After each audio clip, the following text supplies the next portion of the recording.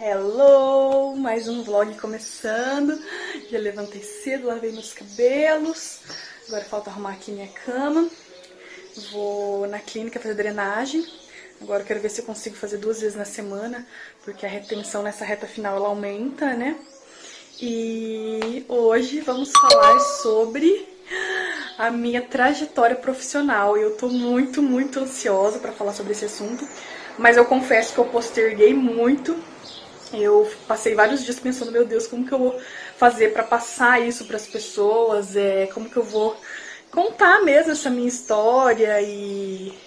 Ai, não sei, a gente fica com vergonha, né? A gente fica com vergonha, a gente meio que se boicota, porque a gente A gente não, tô falando de mim, né? Porque na hora que a gente vai pensando, vai passando aquele filme na cabeça, a gente fica... Nossa, sei lá, é muito estranho, não sei assim, qual palavra que eu usaria pra definir essa sensação que eu tô tendo. Mas hoje eu acordei decidida que vai ser. Então me aguardem, vamos ver como vai ser o nosso dia de hoje e mais essa trajetória. Gente, esse vlog tava ficando muito grande, não consigo contar minha trajetória profissional em um vlog só, então eu vou repartir ele em 2 etapas. Essa primeira parte eu vou contar pra vocês como eu cheguei até escolher ali a minha profissão, que eu iria cursar, no caso, na faculdade. Então eu vou contar um pouco de o quanto a influência da minha família, dos meus pais, do Antônio e de todo mundo aí que tá ao meu redor foram importantes até chegar a essa decisão. E aí no próximo vlog é que eu vou contar como que foi realmente assim a atuação na vida profissional da minha trajetória mesmo, né, na área da estética. Então assistam os 2, assiste hoje esse e quando eu postar o próximo você acompanha o restante da história.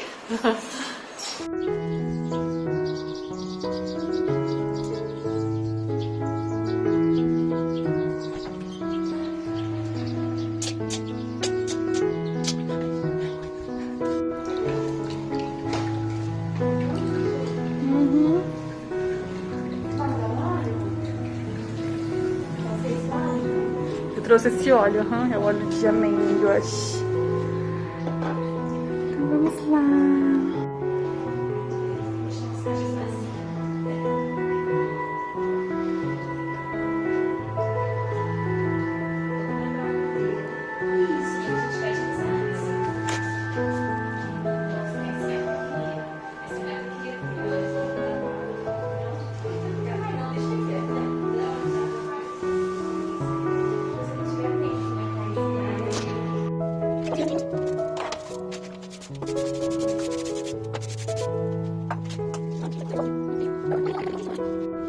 Hoje farei grão de bico pra almoçar. Olha só, tá vendo essas espuminhas? Tem que deixar de molho, né? Tá desde ontem. Essas espuminhas são a reação, né, dos fitalatos, que são conhecidos como antinutrientes, que se você não deixa de molho, eles geram gases e eles atrapalham a absorção dos nutrientes, que são bons do alimento. Então hoje vamos fazer grão de bico. Como? Ainda não pensei.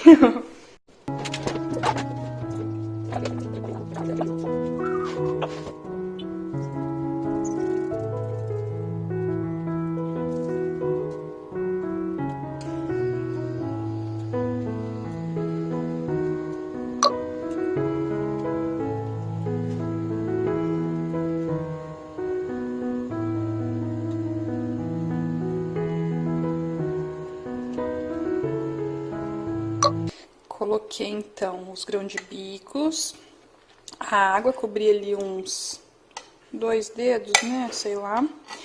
Vou colocar sal, pimenta e que mais que eu poderia pôr? Meu Deus do céu, eu sou péssima, né? Deixa eu pôr o sal. Tudo assim de sal, será que dá? Vou pôr mais um tanto de sal. Mais um pouquinho, será que ficar muito salgado? 3 pitadas de sal e vou colocar pimenta.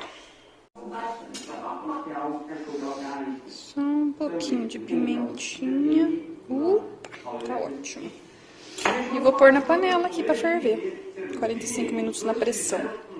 Agora eu tô voltando lá pra clínica, deixei então o grão de bico na panela de pressão, o Antônio tá de olho ali pra mim. porque chegou encomenda lá e são coisas que a gente tá precisando já pôr pra venda. Tem lista já de espera. Então eu tô subindo lá de novo, vou abrir todas as embalagens e vou mostrar pra vocês.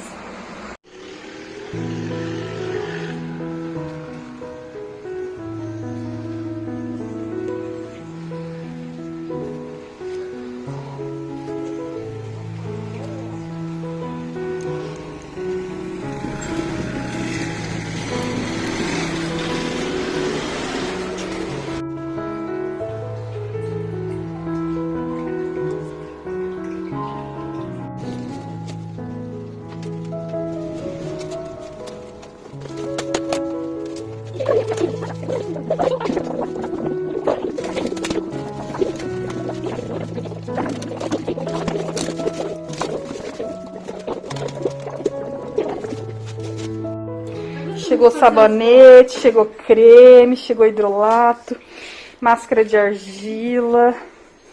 Eu gosto muito dessa marca, que é a Arte dos Aromas, porque ela é natural, os ativos são naturais. As massagens que a gente faz aqui na clínica são com o creme deles, que é de semente de uva. Então, é uma empresa que eu gosto muito de trabalhar aqui na clínica. Além de outras que a gente também trabalha, né, de óleos essenciais. Aqui a gente tem a Viaroma, tem a Laszlo, tem aqui as tomadinhas de exalar óleo essencial, os colares. E aqui os cosméticos que a gente vai repor. Temos também ali os absorventes de pano, olha que legal. Esse sabonete que a gente trabalha é o que a gente usa nos clientes e indica usar em casa, porque ele não vai, ó, ele é livre de sulfatos, livre de parabenos e sem fragrância. Então, ele é livre de ativos que às vezes são muito agressivos para a pele e acabam às vezes desencadeando uma oleosidade desnecessária, sendo que a nossa pele ela precisa se manter hidratada também, né? Então, é um sabonete que ele limpa, mas ele não é tão agressivo quanto a maioria dos sabonetes. E ele é líquido, então ele tem um pH bem legal para usar no rosto. Adoramos. Ai, chegou muitos! Tinha acabado, estamos zeradas de sabonete. Outra coisa que chegou que eu gosto muito são essas águas florais. Eu uso todo dia água floral de rosa na minha pele. A água floral de rosa, ela é rejuvenescedora, clareadora. Lavanda também é clareador, também é rejuvenescedor. Na verdade, todas essas flores são rejuvenescedoras, hidratantes. Então, eu gosto muito de todas elas. Aí tem uma outra particularidade que uma vai ter que a outra não vai ter. Mas, no geral, para usar na pele como um tônico, diariamente é ótimo. E a gente tem também aqui o tônico. Esse tônico daí eu já indico usar. Ele é de copaíba, açaí e melaleuca. Ele é melhor daí para pele oleosa. As pele oleosas eu indico usar esse tônico, porque daí ele vai ajudar a controlar a oleosidade, a acne. E aí, para peles que querem mais manter hidratação, rejuvenescimento, clareamento e tudo mais, esses aqui. Perfeito.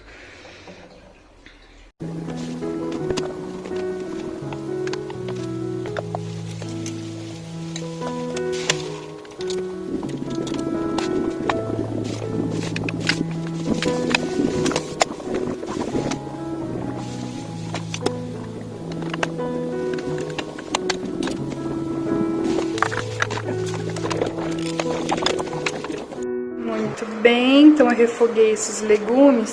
Eu acho que eu já comentei em outro vlog que eu deixei tudo picado esses legumes para fazer yakisoba, mas o yakisoba me incha muito, então eu só peguei os legumes, refoguei com um grão de bico que a gente acabou de fazer, né, na pressão. Então eu vou comer isso daqui hoje. O Antônio hoje não é mini chicken, hoje é o quê? Estrogonofe de carne. Estrogonofe.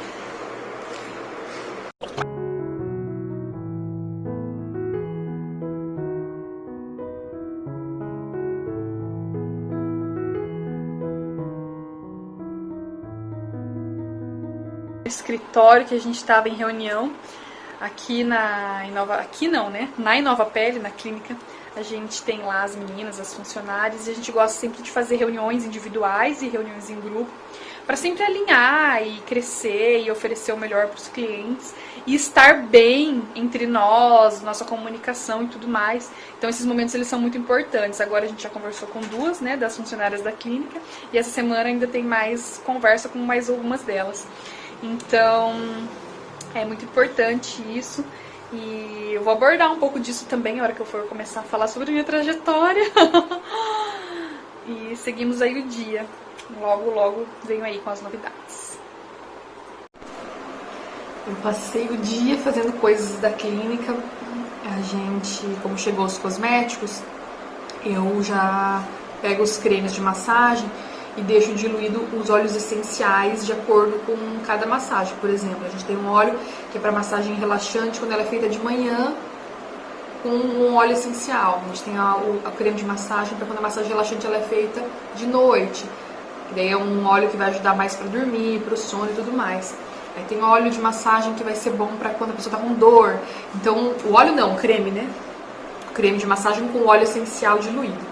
E aí eu diluo, misturo, coloco num frasco mais prático para as meninas usarem e tudo mais. Preparei máscaras de argila, argila verde, argila roxa, argila branca, dolomita. E aí fiquei postergando. Agora eu comi minhas tâmaras, já tá aqui as sementinhas delas, minhas 5 tâmaras que eu tenho que comer no dia. Comi grão de bico que ficou do almoço. Congelei grão de bico para comer durante a semana.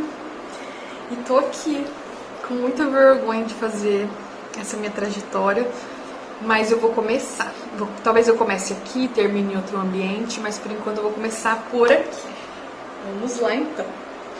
Eu montei um roteirinho assim mental, eu vou tentar seguir ele. Eu acredito que muitas pessoas que fizeram parte dessa minha trajetória podem estar assistindo e às vezes podem ficar chateadas. Ai, a Ju não me citou, poxa, eu faço parte dessa trajetória. É muita gente.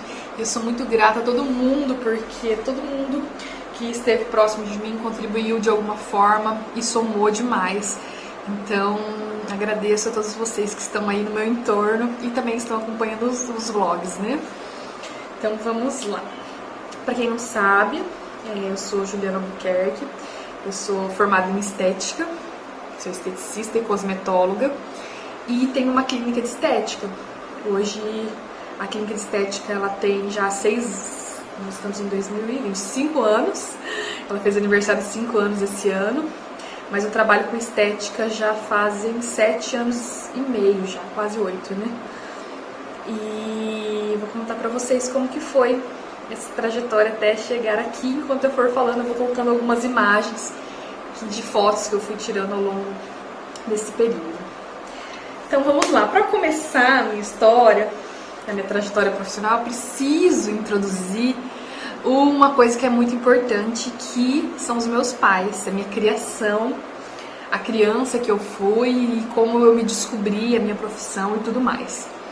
Então, às vezes eu fico muito magoada quando eu vou pensar na minha história. Não deveria, né? Não deveria ficar magoada. Mas porque eu acabo sentindo muita injustiça, que muitas pessoas às vezes sofrem muito para conquistar alguma coisa na vida. E pra mim, a minha história eu acabo julgando como uma história fácil, entre aspas, né? Mas quando eu conto a história dos meus pais, as pessoas entendem que alguém precisou pagar um preço para que eu pudesse colher tudo isso. Então, eu sou filha do meu pai e da minha mãe, né? E os meus pais, eles têm uma história muito bonita. Nós somos em 3 filhos. Eu sou a filha do meio. E os meus pais, eles se conheceram, começaram a namorar, eles ficaram juntos 1 ano, até ter o meu irmão, depois eu e tudo mais. E eu vou começar contando a história do meu pai. Por isso que eu, no meu stories, sempre que eu converso com alguém, eu falo muito do relacionamento, porque ouvir a história dos meus pais me mostra o quanto um casal, quando ele está unido, quando eles se apoiam, não tem como os filhos eles não usufruírem dos benefícios de um bom relacionamento. E esse bom relacionamento aí, essas superações que os meus pais passaram, nos deram a oportunidade de ter essa estabilidade emocional e crescer, né? Então eu tive muita essa estabilidade emocional em casa. Então vamos lá. O meu pai, ele veio do Mato Grosso. O último filho de 10 filhos. E quando ele era criança, o filho mais novo, muito grudado com a minha avó, que eu inclusive não a conheci, infelizmente. Minha avó faleceu, a mãe do meu pai, quando ele tinha 8 anos de idade, então ele era uma criança, perdeu a mãe muito cedo. Então essa já foi a primeira perda dele, assim, nesse sentido de desestabilizar uma pessoa emocionalmente. Logo depois ele foi crescendo, veio para Maringá, porque os irmãos mais velhos dele, um irmão mais velho específico, né, que é o meu tio, um dos meus tios, morava em Maringá, via que tinha muitas chances dele estudar e crescer. Trouxe meu pai para Maringá.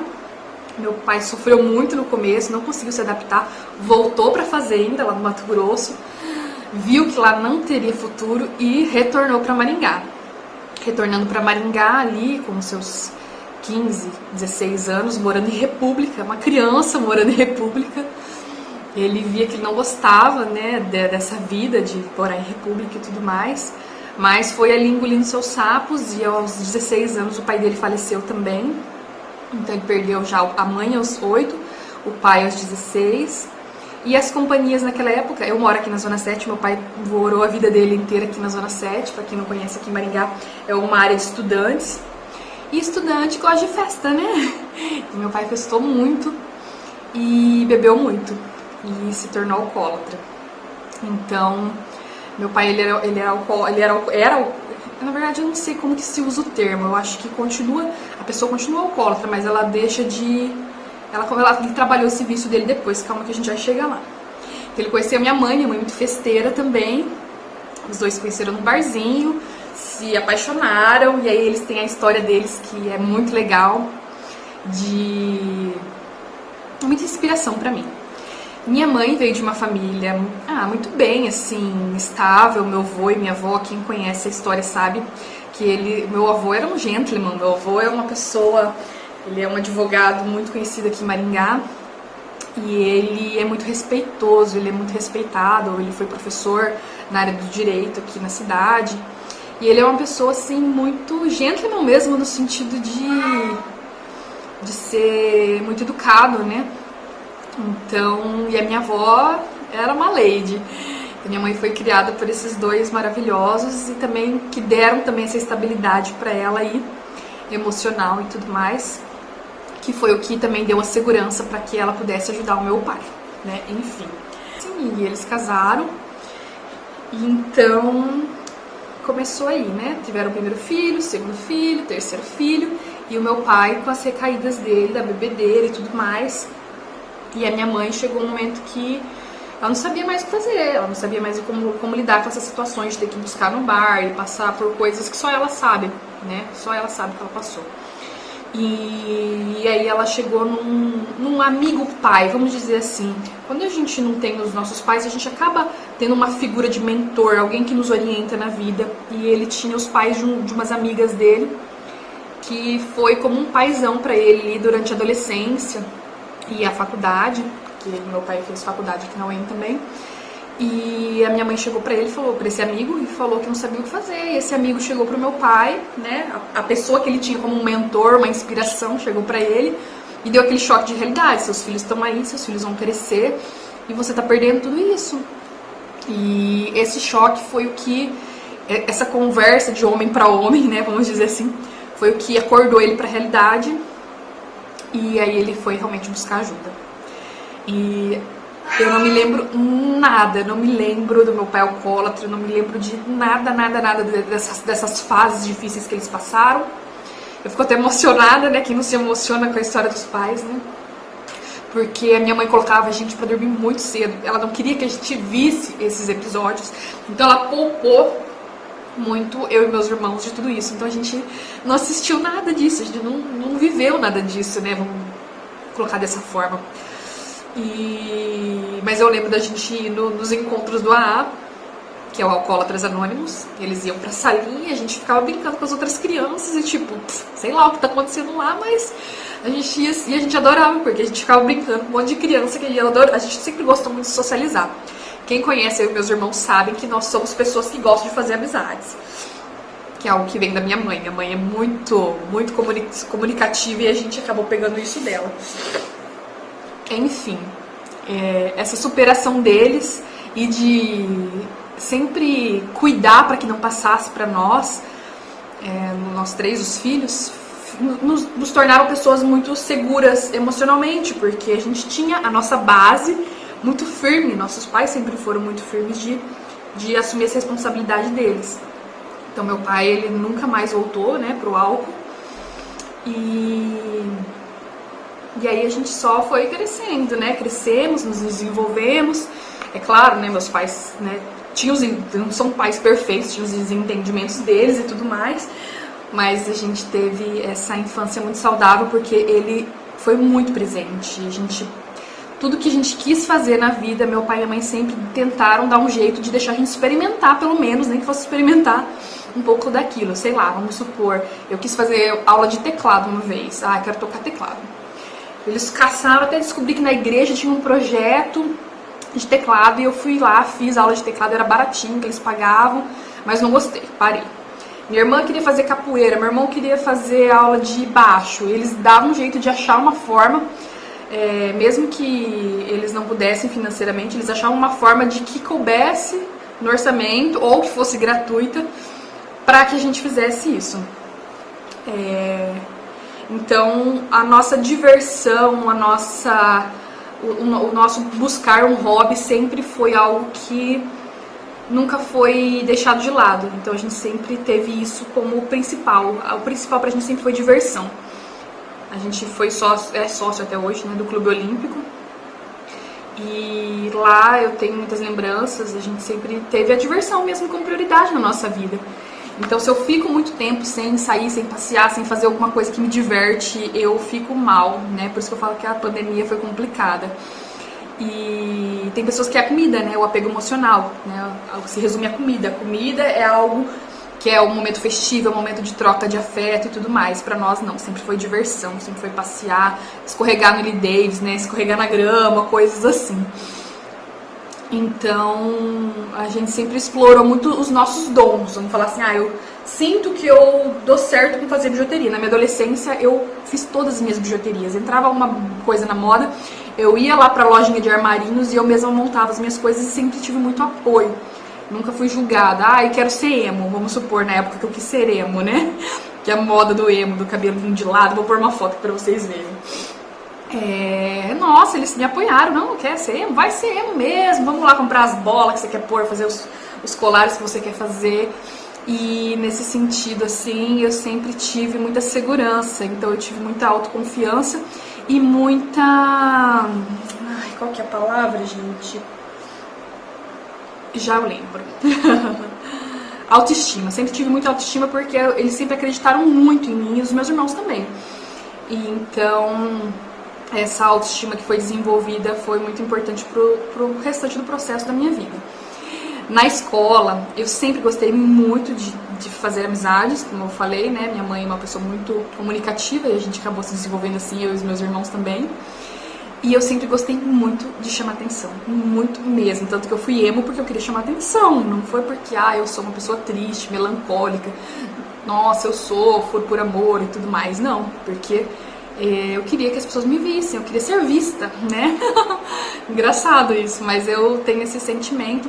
E inclusive o vlog é uma das formas de eu exercitar isso, que é algo que me cresce o coração, porque eu recebo muito feedback legal. Inclusive recebi uma mensagem hoje de uma amiga falando o quanto tá sendo legal me acompanhar e tudo mais. E às vezes eu fico, nossa, que fútil isso que eu tô fazendo, mas se de alguma forma muda o estado de espírito de alguém, se de alguma forma faz a pessoa refletir sobre a própria vida, eu acho que é muito válido.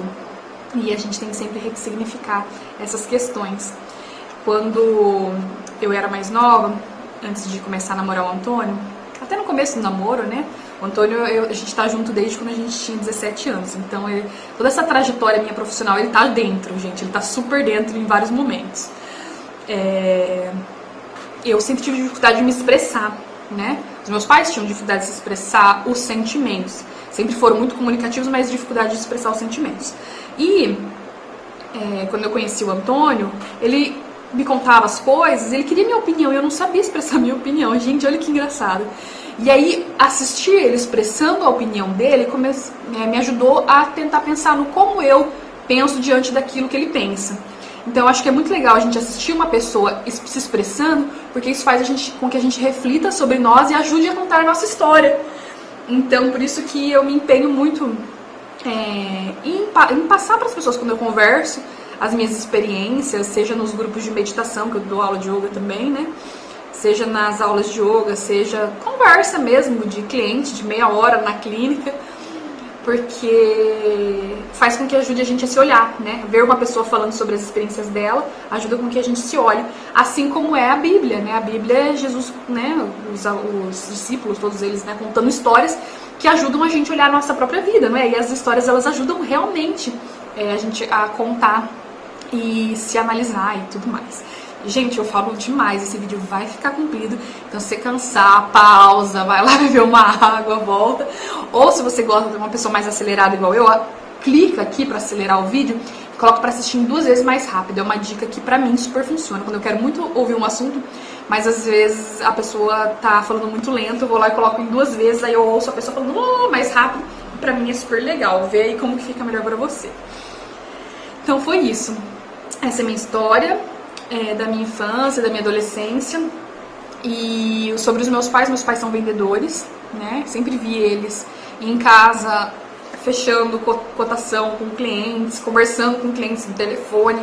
Já acompanhei às vezes de meu pai vai num lugar atender um cliente, de estar junto e tudo mais. E eles sempre, quando eles conversavam, eles contavam, olha, é importante dar o espaço do cliente, o cliente é a coisa mais importante pra gente, a gente sempre tem que colocar o cliente em primeiro lugar e tudo mais. Então, eu cresci vendo esse respeito muito grande pelo cliente e o respeito principal sobre a venda, né, que você não tem que pressionar ninguém e as coisas elas vão fluir, porque se for pra ser, a pessoa ela vai estar ali com você, se não for pra ser, tá tudo bem também, né? Ninguém é errado de não aceitar o seu produto ou aquilo que você está apresentando. O importante é que você está apresentando, né? Então, tudo isso. E o controle financeiro, né? Meu pai sempre, na época, não era muito desenvolvido o computador. Então, ele sempre tinha os rascunhos que ele anotava, né? Semanalmente, mensalmente, diariamente. Eu não sei qual que era a frequência dele, mas ele anotava todos os gastos, todas as entradas. E às vezes eu subia no escritório, eu via ele falava, ó, tá vendo aqui, eu tô anotando que a gente passou tantos reais no mercado, tantos reais não sei o quê. Então ele tinha esse controle dele que ele, né, mantinha nessa época, e eu aprendi muito sobre o controle financeiro com ele. E então o controle financeiro, a autoestima, o fato de passar essa segurança, de ser uma pessoa segura, veio tudo da minha base. Então assim, Ju, eu assisto isso, eu fico triste porque eu não tive isso. Cara, você não teve, mas você tá tendo uma oportunidade de olhar o quanto isso é importante pra você desenvolver isso na sua família. Ou pra você desenvolver agora e ressignificar que você recebeu aquilo que os seus pais tinham naquele momento. Era a forma deles de fluir. Meus pais tiveram os erros deles, em outros quesitos. Ninguém é perfeito. E a gente tá aqui pra evoluir, a gente tá aqui pra ser perfeito, né? Eu tenho as minhas evoluções, eu vou falar aqui várias delas. E uma delas, já vou até adiantar, uma delas, ó, só pra vocês não pensarem que a minha vida é perfeita. Por ter toda essa segurança, por ter toda essa autoestima, por ter, né, essa base emocional, eu sempre fui uma pessoa muito mandona e arrogante. Mandona e arrogante. E sofri por isso porque eu fui humilhada muitas vezes por ser assim. E eu não entendi por que as pessoas me humilhavam. E eu ainda, tipo, tô nem aí, pode me humilhar, sabe? E não percebi que eu precisava melhorar isso pra deixar de colher essas humilhações. E aí eu vou chegar nessa parte, calma. Então, eu sempre tive muita vontade de trabalhar pra colher as minhas próprias energias, meu próprio dinheiro. Eu queria ter o meu dinheiro, pra gastar o meu dinheiro. Então, meu sonho era fazer 16 anos e ter o meu primeiro emprego. Sempre tive isso em mente. Quando eu fizer 16 anos, vou tirar a carteira e vou começar a trabalhar, porque eu quero muito ter o meu dinheiro pra, sei lá, comprar uma roupinha, comprar um negocinho pra mim. Eu quero ter isso, né? Quem não quer? Que adolescente não quer. Então, quando eu fiz 16 anos, eu fui atrás do meu primeiro emprego e saí pra entregar currículo, eu e uma amiga. E a gente saiu entregando currículo e no mesmo dia já queriam me contratar. A gente quer que você comece a trabalhar aqui. Aí eu falei, não, eu não posso ainda, eu ainda tô na escola, né? Tem que esperar entrar de férias. Né? Dela, não, mas o horário tal, não sei o que, nananã. E foi ajeitando até que deu certo o horário, bateu com os horários que eu tinha livre. E eu comecei a trabalhar aos 16 anos numa loja no shopping de roupa fitness e moda praia. E foi uma experiência muito, muito, muito maravilhosa pra mim. Eu sempre muito comunicativa, eu vendi muito bem, eu recebia comissão além do salário fixo. Então, assim, foi muito... Nossa, alimentou meu ego de uma forma, assim, que eu fui muito, muito, muito feliz nessa época. E... shopping, né, correria. A minha irmã, eu lembro que ela falava, Ju, eu sonhei não, essa noite você tava sonâmbula, você começou a falar, ah, separa biquíni P, separa biquíni M, não sei o que, nananana. Então, eu trabalhei muito, shopping, eu fiz muita hora extra, nossa, bagaçava, porque era algo que eu queria muito e ter esse dinheiro. E a primeira coisa que eu fiz, olha que engraçado, a primeira coisa que eu fiz com o meu salário foi fazer clareamento dental, foi gastar com estética. A primeira coisa que eu fiz na hora que eu recebi meu salário foi ir na dentista fazer um clareamento dental, porque os meus dentes, eles eram bem amarelinhos, porque, sei lá, como que era a minha escovação, ou se é porque eu comia muito chips, eu sempre fui muito louca por chips, bala, essas coisas, então meus dentes eram meio amareladinhos e eu fiz na época e fui muito feliz por ter realizado esse desejo. Nessa época, o meu sonho era fazer moda, então eu sempre que brinquei de boneca, de Barbie, de Polly, sempre me imaginava sendo estilista. E aí eu pensava, eu vou ser estilista e eu preciso ter uma marca. Então eu desenvolvi o nome da minha marca, nossa, me imaginava sendo um mega estilista. E aí compartilhei isso com os meus pais, que eu queria ser estilista, que eu tava com vontade de fazer um curso de corte e costura, que eu queria ter uma máquina de costura. E eles me apoiaram, não, vamos, tal. Encontraram uma senhorinha que dava um curso lá no centro. Uma tia minha lá de outra cidade, de Curitiba, tinha uma máquina de costura antiga, mandou pra eu tentar fazer as minhas invenções. E comecei a fazer o curso. E a minha professora, como eu sempre fui uma pessoa muito arrogante, gente, eu já me perdoei, já eu entendo isso, eu respeito essa minha história, mas provavelmente foi por isso que eu atraí esse tipo de pessoa na minha história também. Eu tive uma professora muito arrogante também, uma professora muito grossa, ela era muito estúpida. E eu tinha lá meus 15 anos quando eu comecei o curso de corte e costura, 15 ou 16, acho que era 15. E ela debochava, eu tenho uma aluna de 12 anos já que faz tudo, tipo assim, você tem 16, mas tem gente muito mais nova que você que já aprendeu tudo isso que você quer aprender, né? E o marido dela ficou doente no meio desse curso, e eu precisava saber se ele melhorou pra eu poder ir pra aula, então eu liguei pra ela pra saber, né, e as aulas e tudo mais.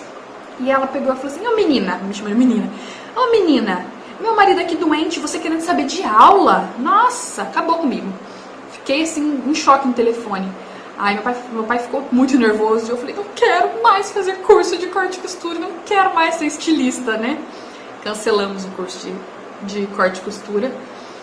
Fiquei muito magoada, comecei a analisar e pensei, cara, eu não quero ser estilista, eu não quero ter que obedecer uma moda, eu não quero ter que fazer coisas para outras pessoas também, né? Fiquei revoltada.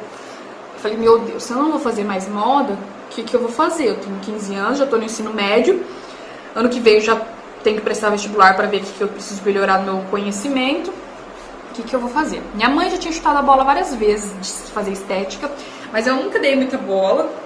E peguei aquele livrão, aquele guia de profissões e comecei a folhear. Comecei a ler profissão por profissão e fui anotando qual que eu gostei mais. No final das contas, estética e arquitetura. E aí fiquei na dúvida, e aí, estética ou arquitetura? Arquitetura, né, chique, né, arquiteta, tal, né, esteticista, né. Falei com um primo meu, quando eu fui, né, ver meus primos, falei, né, tô em dúvida se eu quero fazer estética ou arquitetura. Aí um primo meu falou assim, não, faz engenharia, porque estética você vai trabalhar em salão. Nossa, não, nada a ver, trabalhar em salão, né, tipo, maior preconceito, né. Mas levei na brincadeira e tá tudo bem. E aí comecei a ler o currículo de cada profissão e vi que eu me apaixonei pelo currículo de estética. Falei, eu vou fazer estética mesmo, é isso que vai ser e ponto final. Aí fui achar onde na minha cidade tinha curso de estética e só tinha um lugar e descobri que estética não era um curso que existia no ensino público, então teria que ser pago. E agora? Eu que estudei a vida inteira em colégio público, eu que né? Os meus pais têm das despesas de casa, tem tantas despesas, eu vou falar, como que eu vou falar para meus pais que eu quero fazer uma faculdade e vai ter que gastar para fazer essa faculdade, né? E eu sempre muito decisa, assim, não é só decisa. Sempre fui uma pessoa com uma necessidade muito grande de ser independente. Falei, não, eu vou dar um jeito e eu vou conseguir uma bolsa, eu vou atrás de uma bolsa, fui atrás do Enem e eu vou começar a estudar. Interrompemos a programação. Ai, gente, então nessa primeira parte até eu decidi que realmente eu queria estética. E aí essa jornada aí profissional, de estudante e tudo mais, vai ter continuidade no próximo vlog.